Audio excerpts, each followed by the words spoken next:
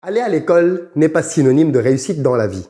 Ça, je pense qu'on le sait tous. D'ailleurs, pour ceux qui ont encore des doutes, sachez qu'en Afrique, la plupart des multimilliardaires aujourd'hui sont des gens qui n'ont pas fait de grandes études. L'Afrique se démarque d'ailleurs en ceci que c'est le continent sur lequel on dénombre le plus grand nombre de multimilliardaires qui n'ont pas fait de grandes études. On a même parfois dans ces populations-là des gens qui ne sont même jamais allés à l'école. Comment est-ce donc possible que des gens sans grandes instructions parviennent à bâtir des fortunes et de fait embauchant dans leurs effectifs des gens qui ont fait les plus prestigieuses écoles et universités dans le monde?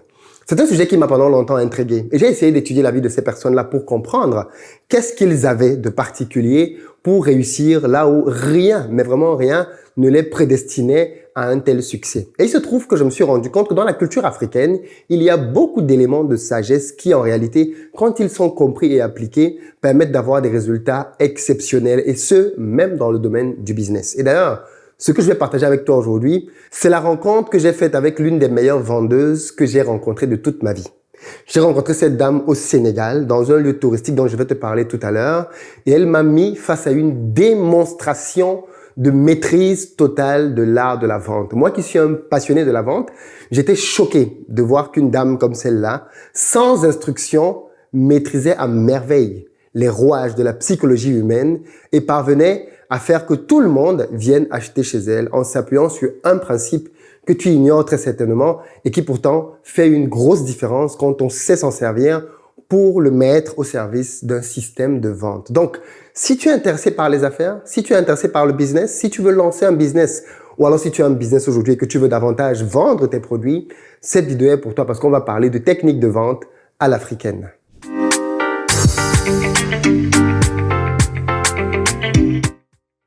Salut à toi et bienvenue sur ma chaîne. Moi, c'est Philippe Simo. Ici, je te parle d'entrepreneuriat et d'investissement parce que je suis absolument convaincu que ce sont les deux piliers sur lesquels la communauté noire doit s'appuyer si elle veut émerger.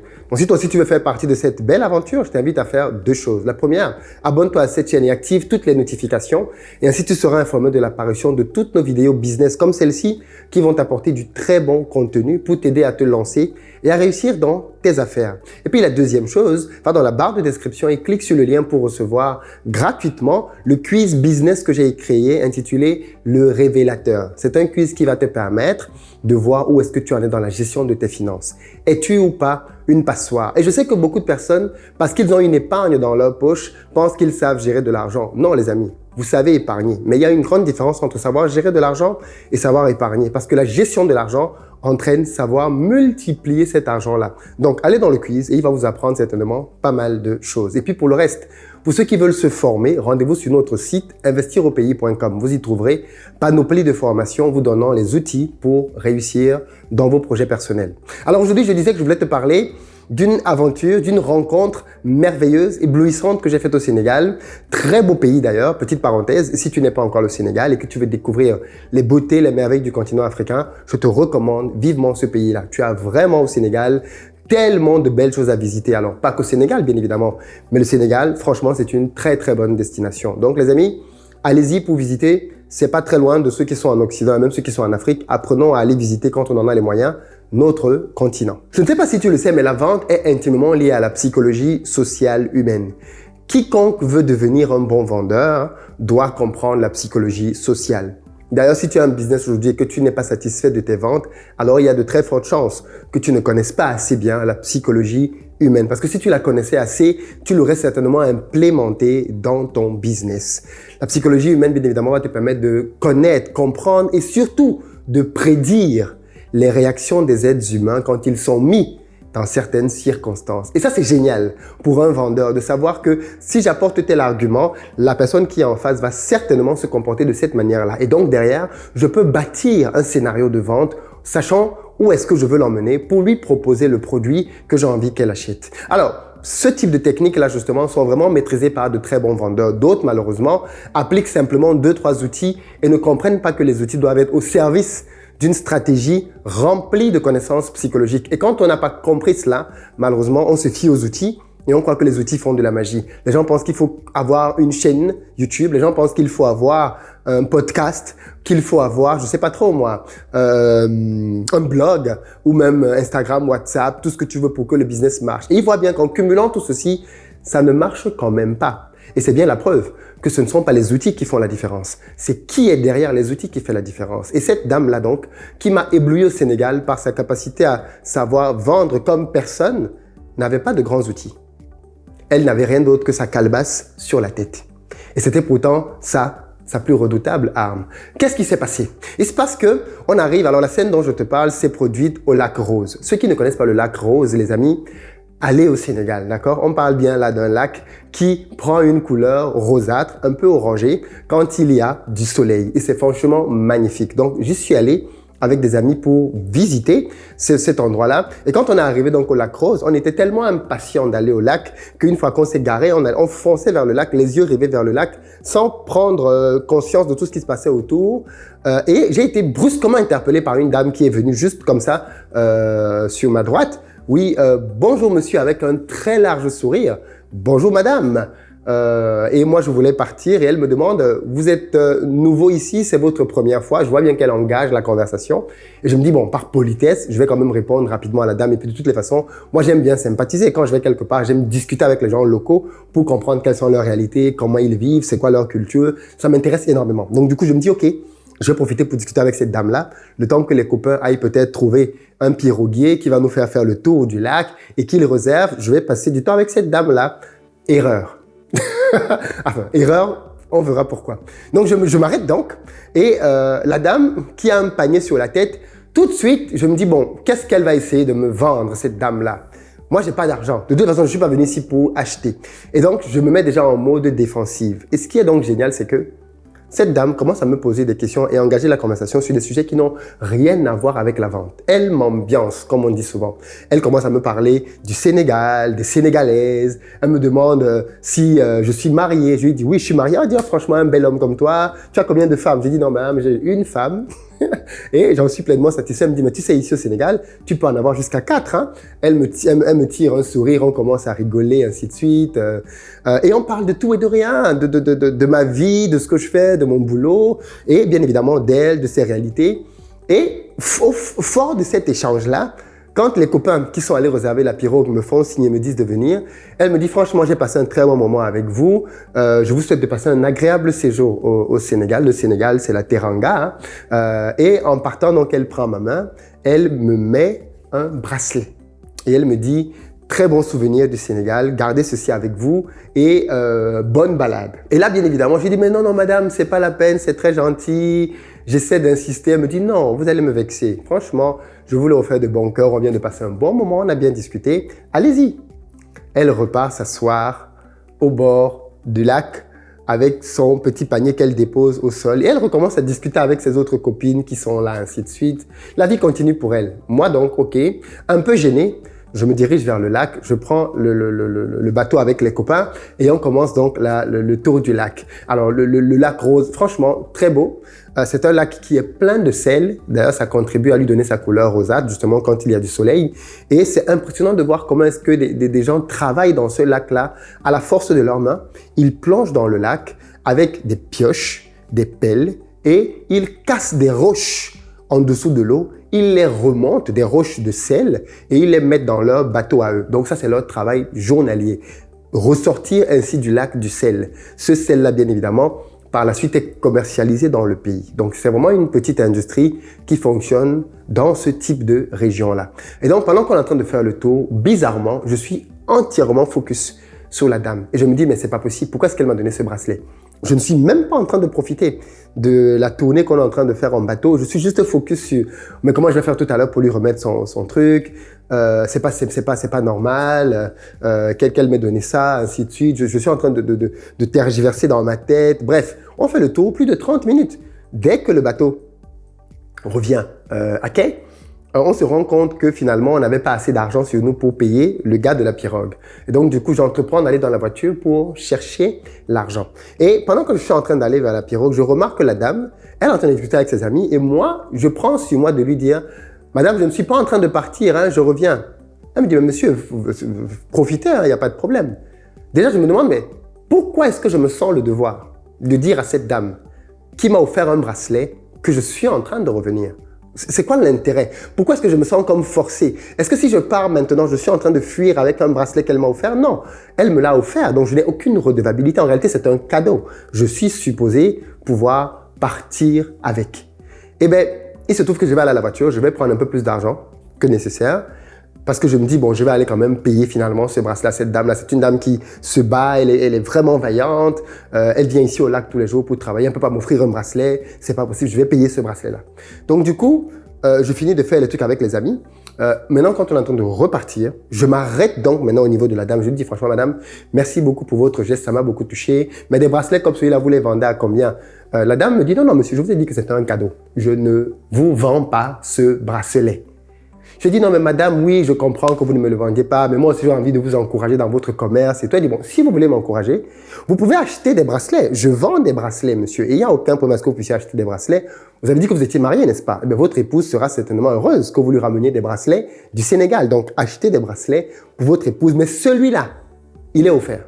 Celui-là, je vous l'ai offert. Je souris intérieurement parce que je me dis, cette dame, elle est exceptionnelle en termes de vente. Je ne sais pas si elle réalise, mais je pense qu'elle sait ce qu'elle est en train de faire. C'est inouï. C'est inouï. En plus, face à quelqu'un qui connaît bien les techniques de vente, parce que je commence à voir ce qu'elle est en train de faire. Et je trouve ça tellement fort parce qu'à aucun moment, elle ne fait un faux pas. J'essaie de me sortir de la situation, mais elle sait cadrer toutes les issues possibles pour que je reste pris là où elle veut que je sois jusqu'à ce que la conversation se termine. Qu'est-ce qui se passe au final? Je prends 3-4 bracelets. Je paye et bien évidemment au final, elle me donne un deuxième bracelet cadeau en me disant, tenez, voilà le deuxième bracelet cadeau que je vous offre. Passez un très bon séjour au Sénégal, rentrez bien, ainsi de suite, ainsi de suite. Je repars de là juste stupéfait, quoi. Mais je ne sais pas si tu as réalisé ce que cette dame vient de faire. Est-ce que tu sais comment on appelle ce qu'elle vient de faire? Cette dame-là a appliqué un principe tellement puissant en vente qui s'appelle la force de la générosité. Beaucoup de personnes qui ont des business ne savent pas quelle est la force de la générosité. La plupart du temps, quand quelqu'un a un business, il pense que donner son produit, c'est mal faire. Il pense que offrir son produit, c'est paraître bête, c'est perdre de l'argent. Comment je peux offrir gratuitement un produit que j'ai pris du temps, pour lequel j'ai dépensé de l'argent, gratuitement comme ça aux gens? Aucune entreprise ne peut fonctionner comme ça. Si je fais ça plusieurs fois, je vais finir par couler. Et donc, du coup, de fait, il se prive d'un levier tellement puissant. Le levier de la générosité. Et pourtant, je me suis rendu compte que des gens qui ne sont pas allés faire de grandes études comprennent très bien et agissent fortement sur ce levier-là. Revenons en France. Pendant longtemps, les sans domicile fixe, par exemple, avaient l'habitude de se mettre à des coins de rue pour commander de l'argent. Prenons une catégorie de personnes qui sont très connues en France, notamment les Roms. Les Roms, pour ceux qui ne les connaissent pas, c'est une, je ne sais pas si je vais les appeler une tribu, une ethnie de Roumanie, d'accord? Et qui sont très répandus en Europe et ils sont connus pour souvent envoyer leurs enfants demander de l'argent aux gens. Et donc, les Roms aimaient bien faire ça. Entrer dans des trains, envoyer leur petit enfant de 2-3 ans, 4 ans, 5 ans. Tu vois un petit enfant de 5 ans qui vient devant toi, parfois même avec des larmes, qui te supplie pour que tu lui donnes de l'argent. Au début, ça marchait. Tu vois, les gens étaient émus et ainsi de suite. Mais au bout d'un certain temps, les gens ont commencé par en avoir marre de ces petits enfants qui viennent tous les jours demander de l'argent. Qu'est-ce que les Roms ont décidé de faire pour se renouveler? Je ne sais pas si vous avez remarqué, mais pour ceux qui sont en France, beaucoup de Roms maintenant ne viennent plus demander de l'argent directement. Ils ont une autre technique. Quand ils viennent dans un train, maintenant, ce qu'ils font, c'est qu'ils offrent des cadeaux aux gens. Ils entrent dans le train et ils déposent sur les chaises dans le train des stylos, des carnets, des calendriers. Ils déposent à toutes les places et dans tout le train, en haut, en bas, et ils repassent après pour voir si quelqu'un a accepté le cadeau. La première fois, bien évidemment, quand la chaîne se produit, tu te dis « Ah, waouh, franchement, ces gars sont super sympas, c'est un gars qui est super sympa. » Tu n'as pas eu idée une seule seconde que ce gars-là, c'est un gars qui est en train de mendier, en fait. Tu as juste le sentiment que c'est quelqu'un qui est venu pour t'offrir un cadeau. Donc, les gens prennent le cadeau, ainsi de suite. Quand tu as fini de prendre le cadeau et qu'ils repassent le tour d'après, à ce moment-là, ils te demandent si tu ne veux pas contribuer à quelque chose, à une œuvre caritative et tout ce que tu veux. Qu'est-ce qui se passe généralement? Eh bien, tous ceux qui ont pris le carnet payent. Ils passent tous à la caisse. Les autres qui n'ont pas pris, à la limite, peuvent résister et ne pas passer à la caisse. Mais ceux qui l'ont pris passent systématiquement à la caisse et paient. Pourquoi? Parce que les Roms ont compris, tout comme cette dame qui est dans un petit village au Sénégal, un principe très fort de psychologie sociale, la loi de la générosité qui entraîne la redevabilité. En réalité, quand on est des êtres humains normalement constitués, quand quelqu'un nous offre quelque chose, il s'enclenche naturellement en nous le besoin de lui rendre l'appareil. Je ne sais pas si vous avez déjà remarqué, mais si vous êtes quelqu'un qui est normalement constitué, il n'y a que les radins et les chiches qui ne vont pas comprendre ce que je vais dire maintenant. Mais quand quelqu'un t'invite au restaurant et qu'il paie, la fois d'après, normalement, tu as envie toi aussi de l'inviter et de payer. Ceux qui ne comprennent pas ça, ce sont les radins, c'est peut-être les tisas, c'est peut-être les gens qui ont l'habitude qu'on paye pour eux, et voilà. Mais les vraies personnes qui sont bien constituées normalement dans leur tête, même quand ils n'ont pas les moyens, ressentent le besoin, la fois d'après, de payer aussi. Pourquoi? Parce qu'il y a une fois de plus ce principe-là de psychologie sociale qui veut que quand quelqu'un t'a donné, tu ressens le besoin, l'envie à ton tour de lui remettre. Mais c'est un principe qui est tellement puissant. Pourquoi est-ce qu'il est si puissant que ça? Prenons un autre cas de figure pour que tu vois très bien à quel point ce principe-là peut être vraiment énorme. Moi, j'ai grandi au pays avec une grande sœur dans le quartier qui était très belle, mignonne, le genre de fille, même les grands frères avaient du mal à lui parler, quoi, tellement elle était belle, posée, le genre de fille qui impose le respect, quoi. Et tu te disais bien que bon, déjà, c'est pas le genre de fille qui va sortir avec n'importe qui, vu comment elle est et tout. Et puis, je suis arrivé en France des années après et je l'ai rencontrée. Elle était mariée avec des enfants. Ce qui m'a dit stupide quand même, c'était son mari. Je dit bon, ok, le mec que je vois là, il m'a pas l'air d'être un gars du standing de la fille, quoi. Qu'est-ce qui s'est passé et tout? Bon, j'ai pas osé lui poser la question, quoi, puisque ça se fait pas. Tu peux pas dire à une dame pourquoi tu as marié ce gars. Ça n'a aucun sens. Par contre, un ami, un autre grand frère, avec qui on discutait quelques temps après, m'a donné la vraie histoire derrière. Il me raconte qu'en fait, la fille que tu as vue là, qu'on connaissait tous au pays, qui était très belle, tout ce que tu veux, elle est arrivée en France et elle n'avait pas de papier. Elle était sans papier. Et dans sa position de sans papier, eh bien, tout le monde ici la snobait. Les gens ne voulaient plus marcher avec elle, ainsi de suite. Et il y a juste un gars, le gars avec qui elle est mariée aujourd'hui, qui l'a hébergée. Il lui a donné une place chez elle, il l'a aidé, il l'a supporté pendant des années, le temps qu'elle puisse trouver les moyens de se régulariser. Et puis, finalement, elle s'est mise avec ce gars. Ils se sont mariés. On n'est même pas sûr qu'elle aimait trop ce gars. Mais il avait tellement fait pour elle qu'on a le sentiment que c'était un peu pour elle comme un moyen de lui dire merci. Je ne sais pas si tu te rends compte à quel point, mais aller jusqu'à se marier avec quelqu'un pour lui dire merci, ça te démontre à quel point la loi de la générosité peut être très puissante. Quand quelqu'un enclenche la loi de la générosité, il est en train de vous mettre dans une position très embarrassante. Il se trouve que ce principe de générosité dont je suis en train de te parler, c'est un principe qui peut être utilisé dans le domaine de la vente. Est-ce que tu vois comment? Si tu ne vois pas comment, laisse-moi te donner un petit exemple. Il y a aujourd'hui, par exemple, des entreprises qui font de la distribution de leurs produits gratuitement. Par exemple, ils ouvrent des stands pendant lesquels ils viennent et ils distribuent des chocolats, des bonbons, des boissons, ainsi de suite. Et la population, bien évidemment, comme c'est gratuit, les gens viennent, n'est-ce pas? Ils prennent. Mais ce que tu ne réalises pas, c'est qu'en allant prendre ce produit gratuit-là, tu as créé un rapport de redevabilité avec cette marque-là. Qui fait que même si tu ne t'en rends pas compte, la prochaine fois que tu seras au supermarché et que tu seras face à un rayon de chocolat, et que parmi tous les chocolats qui tu auras en face de toi, il y aura la marque qu'on t'a offert gratuitement. Il y a de cela 3 mois dans la rue. Quel chocolat penses-tu que tu prendras? Ceux qui ont été généreux envers toi. Parce que ce sera un peu comme pour toi la manière de leur dire « Merci, je vous rends l'appareil et on est désormais quitte ».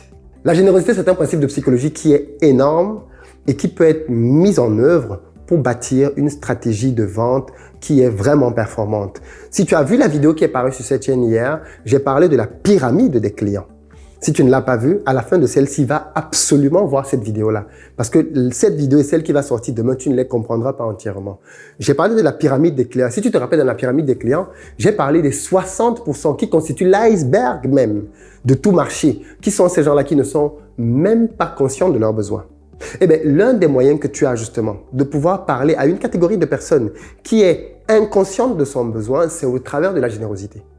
Parce que toi, par exemple, qui dis aujourd'hui, « Oh, je n'aime pas les chocolats. Oh, je n'aime pas tel truc, je n'aime pas tel truc. » bien des fois, c'est peut-être parce que tu n'as pas goûté un certain produit dans cette gamme-là. Et si moi, maintenant qui suis une marque, je trouve le moyen de t'apporter gratuitement un des échantillons de mon produit, que tu le goûtes et qu'il te plaise, qu'est-ce qui va se passer dans ta tête? Tu cesseras d'être parmi les personnes qui disent « ça ne m'intéresse pas ». Ah non, non, non.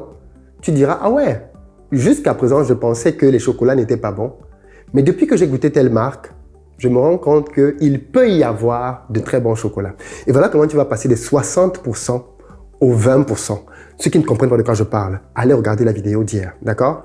Et elle dure 1 heure. C'est une formation dans la vente dans laquelle j'explique les méthodes que j'ai utilisées et que j'utilise dans mon business pour pouvoir grandement augmenter mon chiffre d'affaires. Je t'explique comment tu peux les implémenter toi aussi dans ton business. Et donc aujourd'hui, je vais dans la continuité en te parlant justement de cette stratégie-ci qui est la stratégie de la générosité. Qu'est-ce que je veux donc dire ici en conclusion? C'est que si tu as un business, d'accord, et que tu veux aller un peu plus loin dans ton business, si aujourd'hui tu n'as pas assez de chiffre d'affaires, considère clairement la stratégie de la générosité. Comment est-ce que tu peux intégrer ça à ton business pour que ça t'aide à augmenter ton chiffre d'affaires? Il y a plusieurs manières de le faire. Tu peux t'inspirer des exemples que je te donnais dans cette vidéo, ou alors si tu as besoin d'une méthodologie complète de A à Z qui te montre étape par étape comment bâtir un système, non pas simplement sur la générosité, parce que la générosité, c'est un levier, mais il y en a plein d'autres. Et pour être vraiment performant, tu as besoin de cumuler plusieurs principes psychologiques pour emmener les gens qui n'avaient pas l'intention de te donner un centime, comme moi quand j'arrivais au Lac Rose au Sénégal, à sortir des billets, à te les laisser et à repartir avec le sourire. C'est possible. Et clairement, pour cela, j'ai créé une formation qui pour moi est clairement ma meilleure formation en termes de business et de vente, dans laquelle je te montre le système que j'utilise pour pouvoir rendre mes entreprises performantes. Et j'ai voulu faire cette formation parce que je voulais vraiment qu'elle soit accessible au plus grand nombre et surtout permettre à tout un chacun de pouvoir créer un business qui va lui permettre de passer à un autre niveau. Tu sais, cette crise du corona par laquelle on vient de passer nous a quand même enseigné beaucoup de leçons. Et je pense que pendant cette crise, beaucoup d'entre nous ont compris la nécessité de passer à autre chose. Beaucoup d'entre nous ont compris la nécessité de se diversifier, de créer peut-être leur propre business. Et peut-être que toi qui es ici aujourd'hui, que c'est cette vidéo, c'est ton cas. Tu t'es dit, il faut que je passe à autre chose. Mais maintenant que la crise semble être derrière nous, maintenant que la vie semble reprendre son cours, tu es peut-être en train de retourner à tes anciennes habitudes sans avoir posé un quelconque acte qui trace, qui marque, qui signifie que désormais, tu vas vivre différemment. Et cette formation que j'ai faite a pour but justement de permettre à des gens comme toi, qui aujourd'hui veulent réellement le changement, d'enfin pouvoir s'activer pour pouvoir y accéder. Donc va dans la barre de description et tu verras gratuitement le premier module de la formation dont je suis en train de te parler qui va te permettre de pouvoir multiplier tes ventes et ton chiffre d'affaires. Et même si tu n'as pas de business, pour le moment, cette formation va te faire gagner énormément de temps parce qu'elle va t'expliquer comment tu dois penser et structurer ton business pour que demain, il puisse être pleinement rentable. Donc, je vous donne rendez-vous dans la barre de description, nombreux, pour que l'on puisse ensemble continuer à parler de business et à créer des entreprises performantes. Notre communauté, on l'a tellement dit ici, a besoin d'entreprises fortes. Et pour ça, il faut que toi et moi, nous nous engagions à créer des entreprises qui vont être bien évidemment de plus en plus performantes. Pas simplement créer des entreprises, mais des entreprises qui performent. Et je ne parle pas des entreprises qui stagnent. Non, il faut que l'on franchisse les limites, les murs de verre et que l'on les explose pour aller chacun d'entre nous prendre le maximum de parts dans les marchés respectifs sur lesquels nous sommes engagés. Je ne t'en dis pas plus, rendez-vous dans la barre de description et puis rendez-vous demain pour une autre vidéo dans laquelle je continuerai de te parler de techniques de vente en te révélant un autre aspect très puissant, toujours de psychologie humaine. À très bientôt.